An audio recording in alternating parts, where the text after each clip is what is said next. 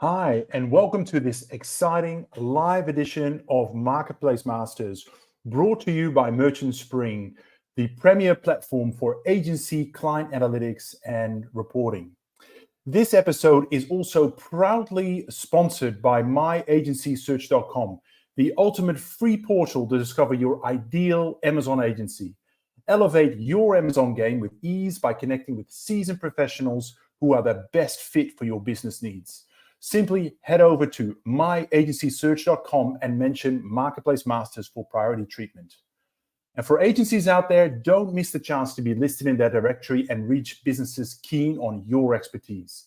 Act now to secure your complimentary listing. Hi, I'm Paul Sonneveld, and I'm your host for today. And we're going to be diving into the strategies for scaling and exiting your agency. Joining me today is Ethan, co-founder of Kitchimo, a company dedicated to amplifying agency growth and facilitating successful exits. Ethan's journey includes founding, expanding, and successfully selling his Amazon agency, Molzi, for an impressive high seven-figure sum. Within just 4 years, Molzi grew from just a 2-person startup to a powerhouse with 85 employees with offices across the UK, Spain, Hong Kong, and Brazil, attracting numerous acquisition offers and culminating in a sale to the renowned agency BrainLabs. Let's see if he's here. Thank you so much for joining us today, Ethan. Hey, thanks for having me. You are most welcome. I also wanted to just mention that, and a reminder, this is a live show. We're doing a live Q&A as well. We'd love to hear from you. So if you've got questions, if you're an agency owner out there, you've got questions about the process or Ethan's experience, please pop them in the comments below. I've listed some help here from Abby. I know if he's not on screen at the moment. Oh, there he is. Hey, Abby. Great to see you. If you find that someone's stalking you in the LinkedIn comments, that's Abby. He's helping me out to make sure that your questions get in front of us. Thank you, Abby. All right, Ethan, again, fantastic to have you on the show. Let's dive right in. I want to sort of take you back really to those early days, when it was just maybe the two of you or maybe a couple more and the like, Those early days, probably a distant memory now, but what are some of the biggest challenges that you faced in those early days in terms of scaling and what did you do to address them? Maybe let's just start with the challenges first. Yeah, no, so I mean, they're obviously starting an agency, there's plenty of challenges. And I think the fact that Chris and I were both salespeople kind of allowed us to get clients quite quickly. So we kind of started and hit the ground running, very early. So it had a load of clients on board within our own networks.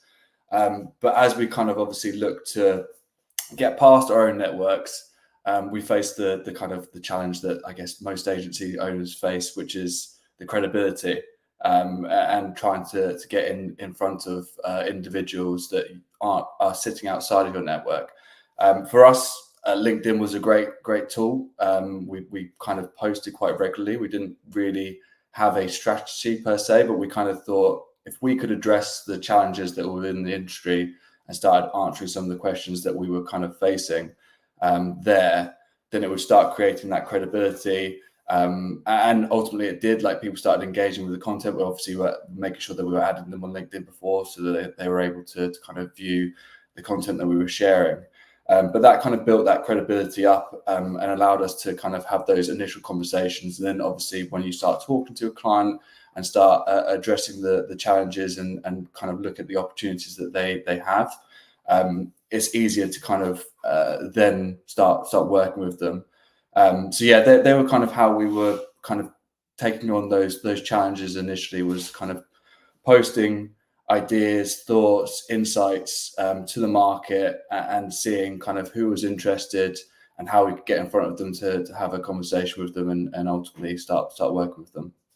Yeah, really sort of trying to get that pipeline. I certainly resonate with that, trying to sort of go beyond your own network and be seen as a kind of a trusted service provider out there, for sure. Yeah, absolutely, and that's the thing as well, because you're going new to market, and as I said, this is going to be a common challenge that a lot of agency owners face, because I mean, initially it's relatively easy because you do have a network that you can kind of tap into, and whether they work with you straight away or kind of have you kind of in the back of the mind later down the line, it's easy to do that. But to scale an agency, obviously to the size that we did, we couldn't just tap into our network. We had to go far beyond that to grow the network. And as I said, the credibility piece was really important. And then from our own network and the work that we were doing with them, we were then able to create case studies that then allowed us to kind of propel further into the kind of the outside of our network. Yeah, that makes sense. You mentioned the word case studies. I want to move on to some other questions, but I might, if we have time, I might go back to that one. So in the intro, I mentioned, from 2 to 85 during the course of 4 years. That is amazing growth. And I know kind of, how challenging that is. We're not at that size, but just growing is challenging. And I know that, a lot of them has got to do with like doing lots of small things right along the way. But now that you're sort of, because this happened, you've exited, I think well over a year ago, maybe 2 years ago now. So you've had you have the benefit of like hindsight and maybe taking a bit of perspective and sort of looking at things from 1,000 feet as well. If you go back, what would you say were some of those key strategic decisions that you felt really unlocked Molzi's growth? Which contributed the most? I think, well, I mean, it always starts with mistakes. Like even within the 4 years that we were kind of running, there were obviously plenty of mistakes along the way. I think one of the things that we did initially was look to bring in resource to ultimately handle the workload that we were bringing in. As I said, myself and Chris were very good at kind of selling and getting to the challenges of brands that we're working with. But I think what we did was look to bring resource to manage that rather than to grow it. So instead, what we started to look to do was bring in people that were probably a bit too experienced for what we needed. Ultimately, we were then able to help us scale further. So I think we always kind of, we started off with the hiring junior initially, but I don't think we necessarily had the bandwidth. I don't think it was necessarily fair to put them in that position. So instead, what we changed quite early on was focus on more senior hires or mid to senior hires that then could bring in junior people that were able to kind of teach them and allow them to grow further. So I think for us, it was bringing in those individuals at that more senior level to make sure, one, that they were up for getting their hands dirty initially, but with the mindset of they're looking to grow a team out. And then ultimately, we didn't have to worry about all 85 individuals at that point, because you'd have senior people in place that were able to kind of handle their departments or their clouds, as we call them, pods. They're called different things in different agencies. But that was kind of the layer that was most important, because then that allowed for their own individual departments to scale, because they had decent leadership there to kind of do that. It sounds like you were hiring experienced people who knew what the next evolution of your business would look like and what would be required.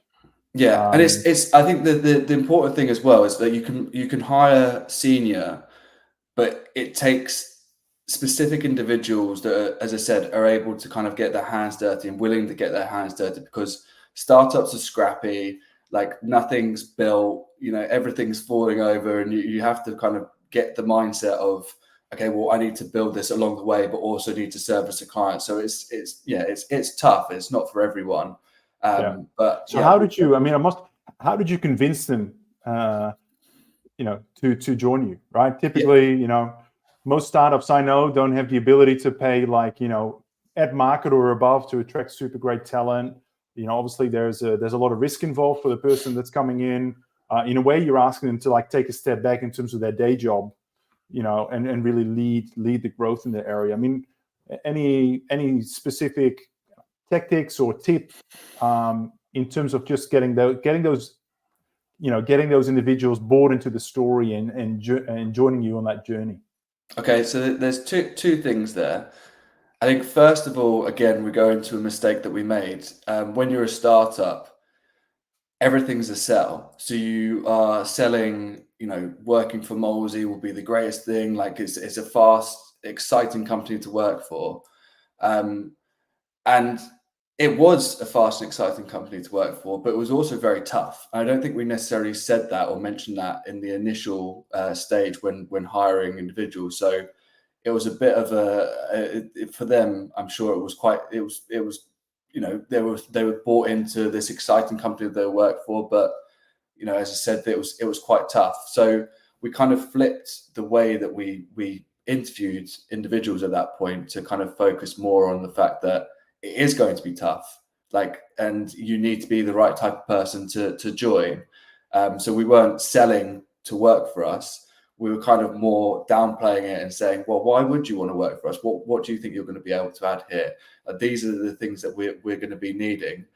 Yes, it's going to be very fulfilling because we are growing and we're growing rapidly, and you're going to be part of that, hopefully. But it's not going to be easy. So I think one of the key things is not selling to work for the agency, because then you're bringing people in with false pretenses, like it will be tough. So we kind of changed the way that we kind of brought people in at that point. The second part as well, in terms of hiring senior and maybe not being able to afford it, or kind of looking at that as like a risk because they're working on higher salaries than possibly you could afford. We would always kind of look at the individuals to kind of understand, what are they going to bring in? So if they're looking at a very high salary, what revenue can we attach to that individual that then makes that less risky? I think it's actually riskier if you're bringing in lower paid individuals, because you're kind of putting a chance out there, and there's a possible chance of wastage there. Whereas more senior individuals, where you really know that they're going to make a huge impact, it's better to do. And I think also the thing that we always look at is like annual salaries, and it's always overwhelming. It's like, oh my God, this is such a huge annual salary. Actually, if you chop it up into monthly, what it's going to cost on a monthly basis, it's much easier to kind of say, oh, we can afford that, but to afford that, we need our revenue to be here, and therefore this individual needs to bring X amount of value in. So if you kind of look at it a little bit differently and bet on that growth, then I find that's probably less risky. But obviously you have to do your due diligence. You have to be really comfortable with the individual that's going in. But it allows you to propel that much further because you've got the right person that can do that.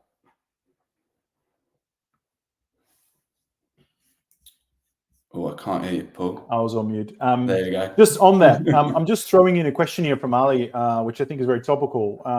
Where do you actually get your hires from? In those early days, were you using recruiters or just going through your own network or LinkedIn? What works?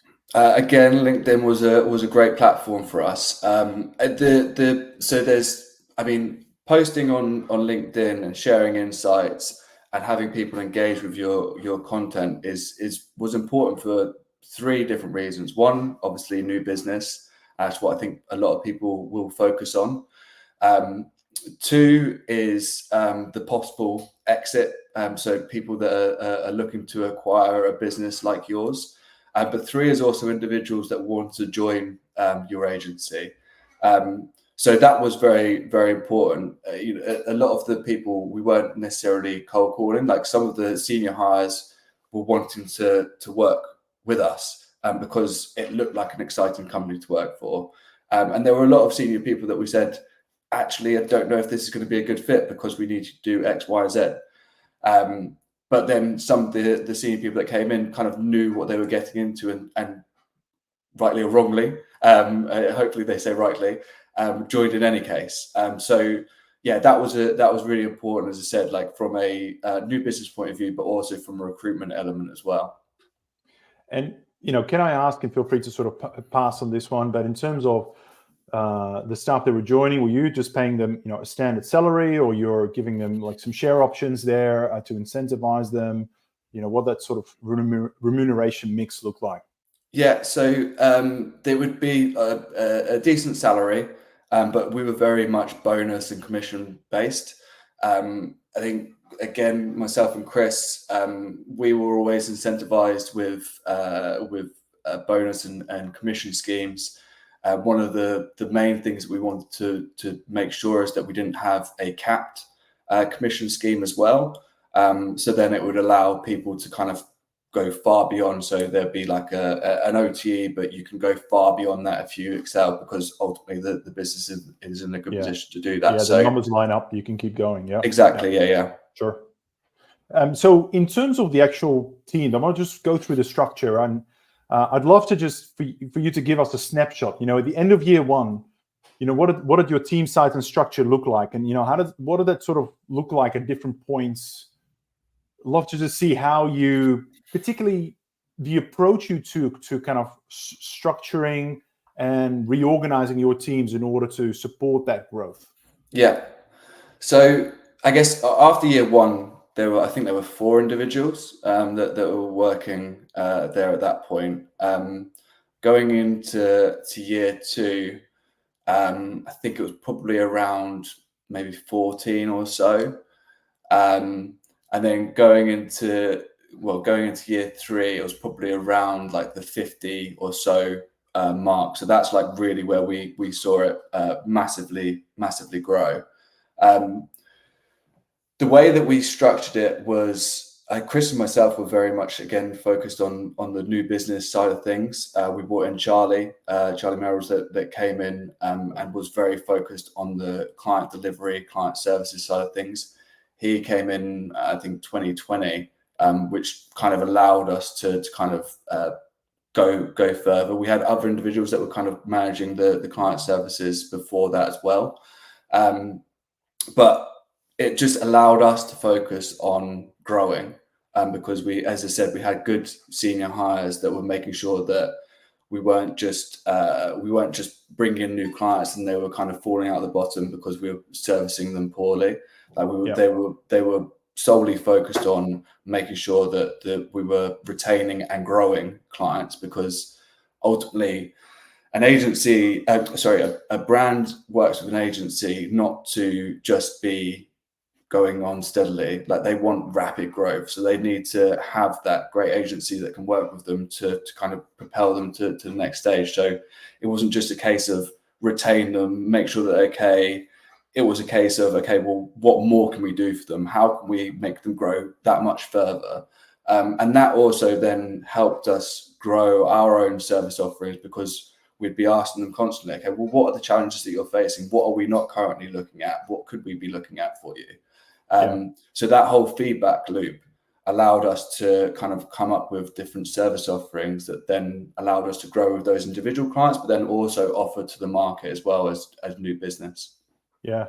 And how did you, I really resonated with this, in the sense that talking to clients, fantastic, right? Because you discover all these new needs, pain points that you can build a product or a service around, right? So, but there's also this bit around, you can't do everything, right? Mm-hmm. And some things are super client specific, where other things may be shared between multiple clients. And you go, actually, this could be much more of a kind of a scalable product to have much broader appeal. If you take yourself back to maybe some of those conversations, how did you go through the process or to work out what are you going to pursue and build out versus what are you not going to do? Like, for example, I'm sure the question would have come up, right? Are we going to do clients on eBay? Are we going to do clients on OnBuy? Are we going to go to Walmart in the US? Do we want to run Shopify sites? Are we going to do creatives? How did you sort of internally deal with those topics? It's fair to say that we probably weren't disciplined enough when it came to that, because we always saw these opportunities and we always kind of went there, but then you'd have to circle back and say, okay, well, actually, that's not scalable. And also, looking back, if there's challenges that someone presents to you and you can't solve them, don't solve them. Like, you make things much worse for yourself. But if there are challenges there that you can solve, then absolutely go for it. I think also, like, you hear like a common like trend of, you know, different brands are facing this challenge. So if you can't solve that challenge, how could you solve that challenge? So, for example, like shortages and chargebacks was a huge one from our point of view, in terms of something that clients were coming back to us and saying, profitability is a challenge. It's okay. Why is profitability a challenge? Because Amazon are charging us shortages and they're charging us chargebacks. Okay, we don't necessarily have a service for that at the moment, but like what we then did was start looking into the kind of how could we resolve that, and then we brought on Zoe, who was able to kind of come up with the offering of shortage and chargeback reclaim as a service, but we wouldn't kind of offer that before we had that person in place to kind of make sure that we were able to actually provide that service as and when they came in. So there were a lot of different marketplaces as well that we were looking to work with, and then we were like, okay, well, we're doing just as much, if not more work than we're doing on Amazon, but the revenue is far lower, and therefore what we can, you know, how we can charge a client is going to be far lower at that point. Yep. So they're highly unprofitable. So it just doesn't work for us. So yes, that is a challenge, but it's probably not a challenge that we're best placed to solve. So yeah, it would be going back through that. But as I said, we probably could have been a bit more disciplined on that. We maybe just got a bit too excited at times.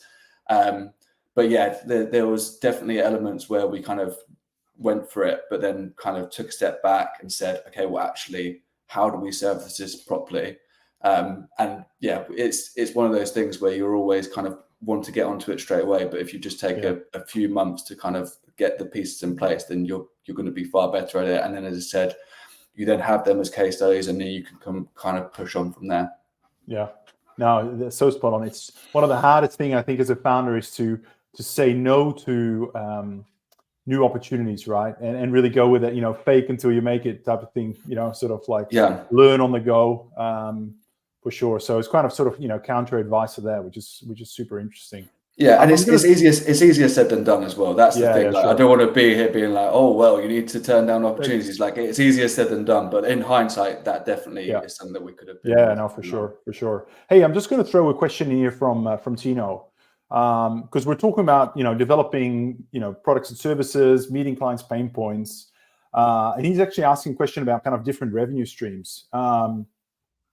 Were there any different types of revenue streams or products or services that you were able to earn from clients that actually ended up being super profitable in terms of, you know, low amount of work versus the fees you're able to charge? Like, were there some things there you go, you know, I just, like, for example, when we run an agency many years ago, you know, we had really high margins on content production, right? Mm-hmm. Which funded a lot of the development of Merchant Spring at the time. You know, whereas on the marketplace management side, actually the margins were way thinner. Now, partly because of the Australian market, I think, the way our economics work here. But what did you see? I mean, what are the products or the revenue streams you go, man, that was a great little product or a great business, nice margins? Yeah. What sticks out? So I guess there's a number of different things in terms of what you have to think about here as well. Is possibly being too greedy as well in terms of when it comes to margin, which is always going to be a worry, because if something's hard to do, then ultimately you should get decent margin from that, because you've built up the tech that allows you to kind of do that. But obviously you've put a lot of investment in the initial stage, so you're kind of recouping what you put in from an investment stage from developing that tech. But then kind of looking at the different revenue streams that we had different ways of charging clients, but we needed to make sure that the commercials align to what the client's needs are. So, for example, we would have, we would run a kind of revenue share with a lot of the clients that we're working with when we work with them with a number of services. But then when we started looking at DSP and programmatic advertising, it didn't necessarily stack up with the revenue, because we were looking a bit more top funnel, and it, you know, the work that was being put in didn't necessarily mesh up. So we needed to align that to the percentage of ad spend at that point. When it came to shortages and chargebacks, we would have a percentage of reclaim value no win, no fee.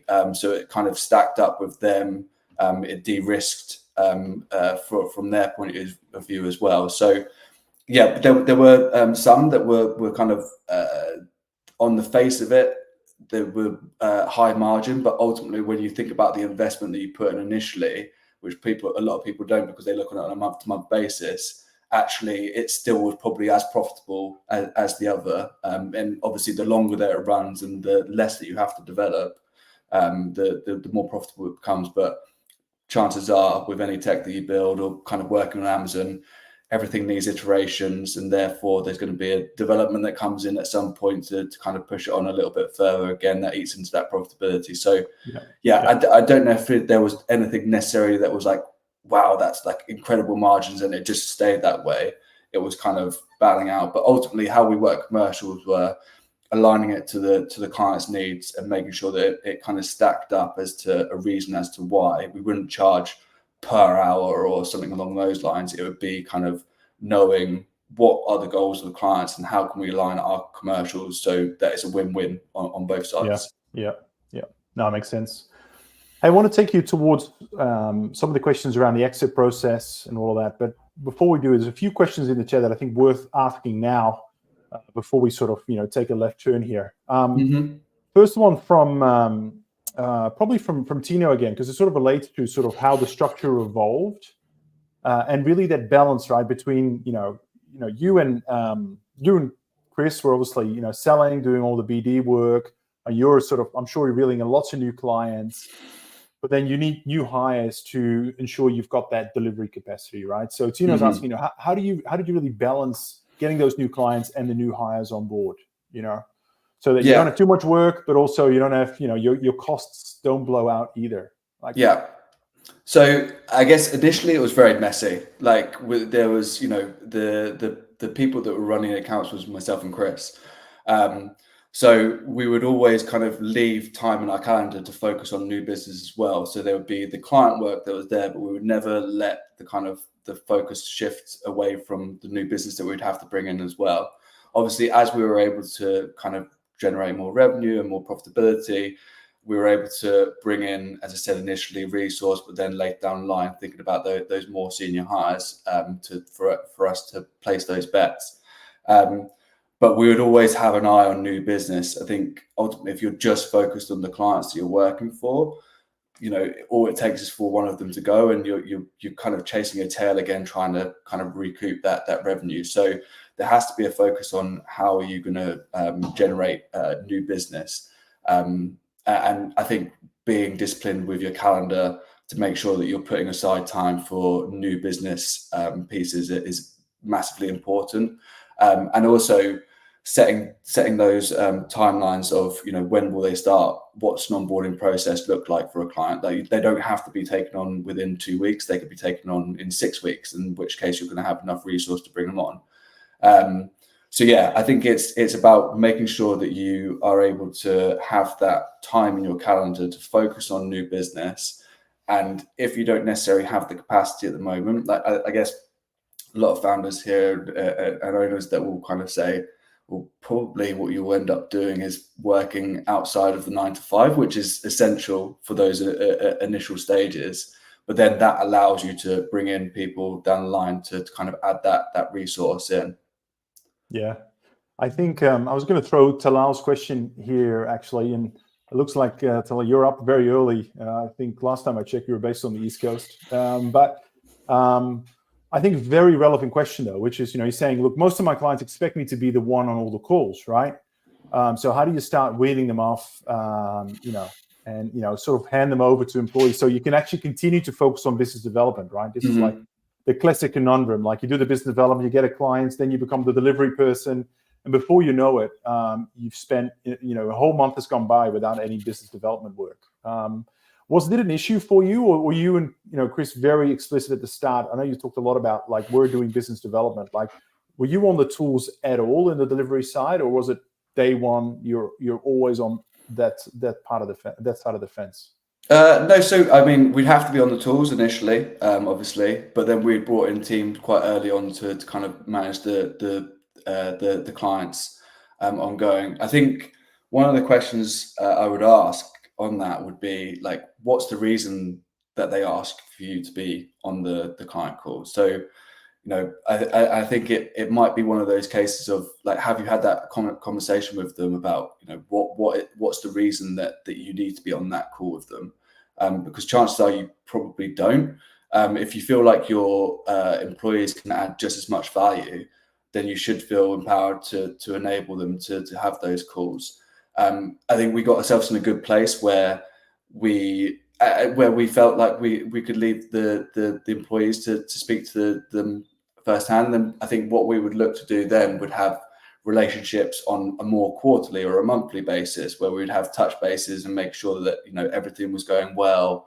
Obviously, we'd check in with the client teams to make sure that everything was running smoothly as well.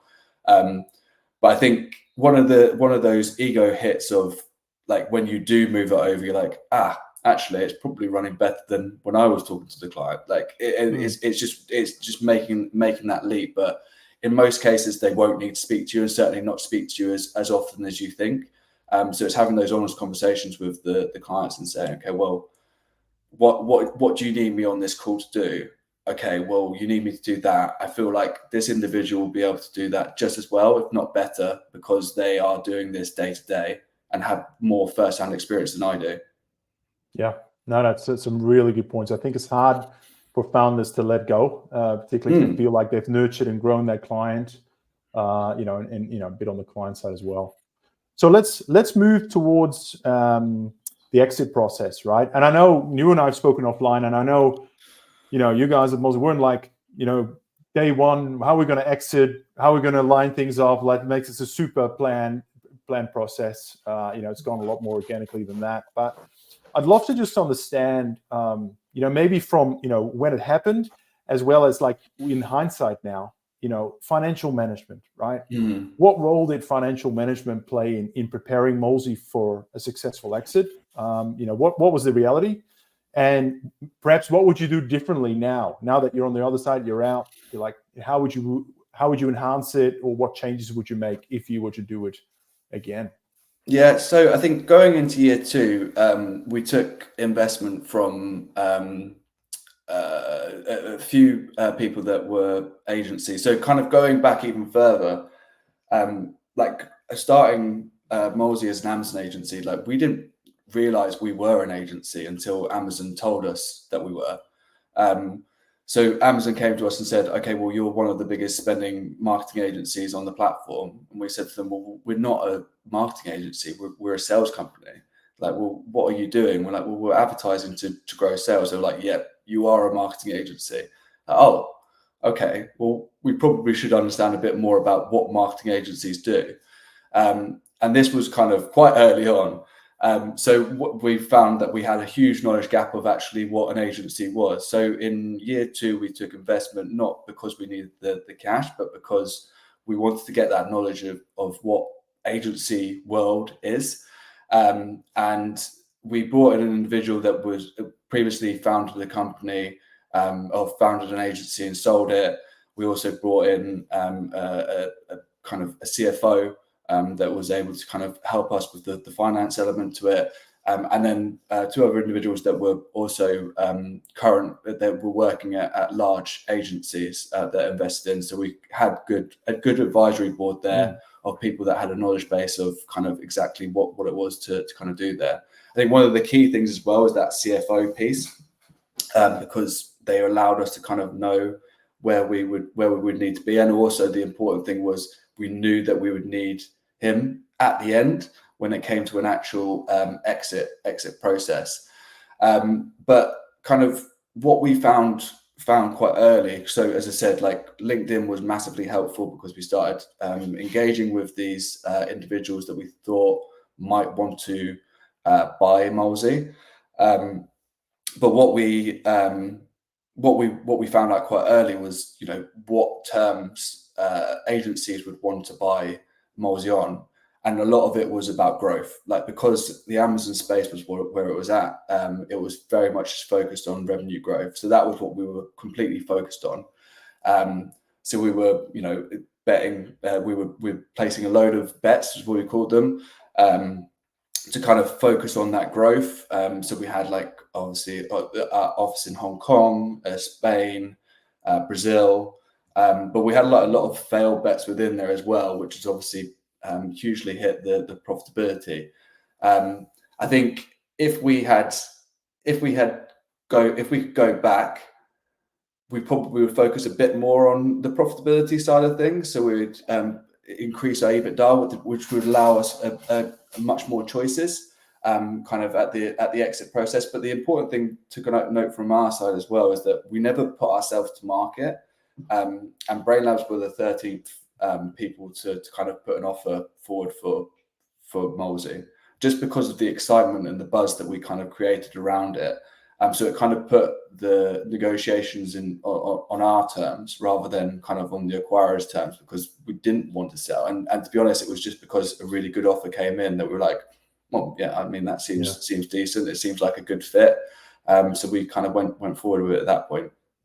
Did you run the process yourself, or did you engage an advisor just to help you sort of, be the buffer between the potential or the parties of interest and yourselves? Yeah, so the M&A advisors were in between. I think that's massively important as well, to kind of do, so you kind of stay out of like the emotional side of things, so you can just focus on, okay, well, how is this going to work on a practical level? Like, what is it that they want to see from us? And it's a bit more of like a collaborative conversation there at that point, and then you worry about the M&A advisors kind of doing the negotiation for you, and you kind of saying, okay, well, this is what we would like to see, but that's kind of happening in the background. Yeah, I think it's, it can be super time consuming, right? If you have to run that whole process yourself, it's more than a day job. Yeah. And that, the last thing you want is take your eyes off the business and sort of have the growth fall off, and all of a sudden the investors back off and you're like left with nothing. So yeah, super helpful. I want to go through the actual process itself, right? Can you give us a sense of, how long did the actual process take? And I'm talking about not about sort of the initial 13 parties, but sort of, perhaps from when there was the first kind of serious conversation with BrainLabs to actually closing the deal. How long did that take? And supplementary question here, what are the unexpected challenges that you didn't anticipate throughout that process? So it was about a 6-month process. And to be honest, like obviously Chris was much more involved, and there were other individuals that knew about. There weren't that many people that kind of knew about what was going on. There were a few in the leadership team that kind of knew it was happening. But I guess looking at the unexpected challenges, like it was one where actually we got really positive feedback, and I think this is, again, as I mentioned, like CFO, and we had a finance director as well who was working there, and like everything was squeaky clean. So from a due diligence side of things, it ran really smoothly. Like there was like one red flag because someone was working abroad for longer than they should have, and that was like the tiny little red flag that was thrown. But other than that, like it was all pretty plain sailing from there. I think the unexpected thing from our side, it was when we were kind of meeting the leadership team from BrainLabs, and they were selling to us, and we thought we were selling to them. So it was kind of the bit where we were like they were almost pitching BrainLabs, and we were like pitching Molzi, and no one knew who was doing what at that point. But that was unexpected for us, because we were like, okay, well, we need to get ready here, because we need to kind of say how great we are. But then they started off with how great they were. Like, I don't really know what the dynamic is here. Your M&A advisor done a good job telling them there were another 12 people in the race, right? Well, they weren't all at the same time. So no, it wasn't as competitive. Very, very interesting. The landscape has changed a little bit. I think certainly the market isn't as kind of hot as it was a few years ago. Yeah. Despite that, many agency owners are looking to scale their businesses, and of course with a view to exit, right? A lot of us have made big sacrifices, traded off maybe, nice, lush corporate jobs to do this. So, agency owners are looking for a payoff at some point. I mean, you could probably write a book about this, right? But what will be some of the chapter headings in that book around learnings and advice that you'd give to potential agency owners? Yeah. So I think it's, again, like when you're thinking about, thinking about new business or thinking about an exit process, like if you're thinking about new business, like why would the client work with you? Like, what is the reason that you're giving them to work with you? Why are you the least riskiest option for them to work with? Like, what is it about you that excites them to kind of work with you? And it's the same thing from who will buy you down the line. Like, why will they buy you? Why would they buy you? And you need to really be quite harsh on yourself and think, okay, well, why would they currently buy us? Or what would they want to see if they were looking to buy us? So I think that would be kind of something that I would kind of focus on, is to kind of ask those questions of yourself, as to what is it that what makes us different, like what makes us special. And if you can't necessarily answer that, you probably need to start finding what is it that makes you special. I think the other thing as well, when you're kind of looking to, like, the landscape has changed, but the challenges are still there. The opportunities are still there for clients. So again, you need to drill into, okay, well, what are the challenges and how are we best placed to solve those challenges? What are the opportunities and how are we best placed to take those opportunities? So it's still very basic. Like, if you make it as simple as you possibly can, I feel like you could kind of move in the direction. I think what happens is, and we definitely we're guilty of this as well, we just overcomplicate things. So you try and come up with like new words for different things that have no real meaning because you think it sounds great. But actually, if you make it really quite simple of, okay, this is the challenge that you want solved, and we know that we can solve it because we've done it with these clients. That's as easy and as simple as it needs to be. But yeah, as you said, the landscape has changed, but the challenge, like the main challenge, is sustainable growth. Sustainable growth being profitable growth. So what are the different things that you can do to influence profitable growth for clients, and then start drilling into those individual things to kind of allow you to be interesting for brands to work with. Yeah, great advice. Great advice. We need to wrap up, and maybe I'll just sort of one final question from me to sort of finish things off. You're working now with other agencies and advising them, and as we say, the market or the landscape certainly has moved somewhat. What are some of the new and emerging trends that you're seeing in the agency space that will impact either positive or negatively owners looking to exit or scale their business? What is it that you see that you put on agency owners' radar that maybe you didn't have to deal with your time at Molzi? Yeah, well, I think it's, a lot of the market, like, and services that agencies are offering are being commoditized. And it's because there's more and more competition there. It's easy to access. There's in-house teams. I think it's taking a step back and looking at the services that you're offering and how you can be unique. The kind of the trends that we're seeing aren't too dissimilar, like in terms of the fact that people are wanting loads of data, and they're wanting to understand their data so they have more informative decisions to kind of go up with. I think obviously there's more platforms that are coming in that have come in, so like TikTok and TikTok Shop, for example. But then there's the risk element to that. So kind of it's going with the overarching, what are the challenges of the clients and how do you best solve those challenges? That's the important part to kind of focus on always, and also to not be a commodity.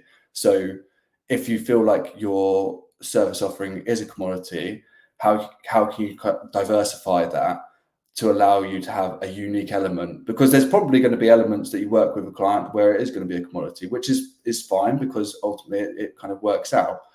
but there has to be something in there that gives them the initial hook as to, oh, this is quite interesting, or this is, this seems like a good way to kind of move forward for me. So I think it's really kind of looking into what services are you offering, and as I said, making sure that there's a really interesting part to get your foot in the door that then can allow you to expand from there. Absolutely. Thanks for that.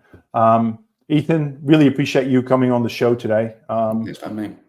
You've been very generous in terms of your sharing your expertise and your journey, and also sharing some of the mistakes that you've made along the way. Sometimes the deepest learnings that's where we find them. Now, for any agency owners or viewers that are interested in maybe getting in touch with you, what is the best way to get hold of you to maybe continue some of this conversation? Yeah, so LinkedIn is always my platform of choice, or my only form of social media. LinkedIn, Ethan Kitching, or email ethan@kitchimo.com. Awesome.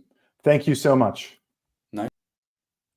All right, everyone. That is it for today's episode of Marketplace Masters. Thank you so much for tuning in to this enlightening episode on how to scale and exit your agency. If you are hungry for more, don't forget to visit our on-demand library for a treasure trove of insights. Just head to merchantspring.io and find a link to our library there. And of course, if you're aiming to streamline your analytics to gain sharper insights, make sure to reach out to us, to me, direct message me on LinkedIn, and I'm very happy to share with you how Merchant Spring can transform your journey and drive efficiency and help you scale your agency. Last, I am all ears about what you want us to cover next. If you have a topic in mind or a burning question, please let me know, and I'll do my best to find the relevant expert so we can tackle it together. Thank you so much for listening, and until next time, take care.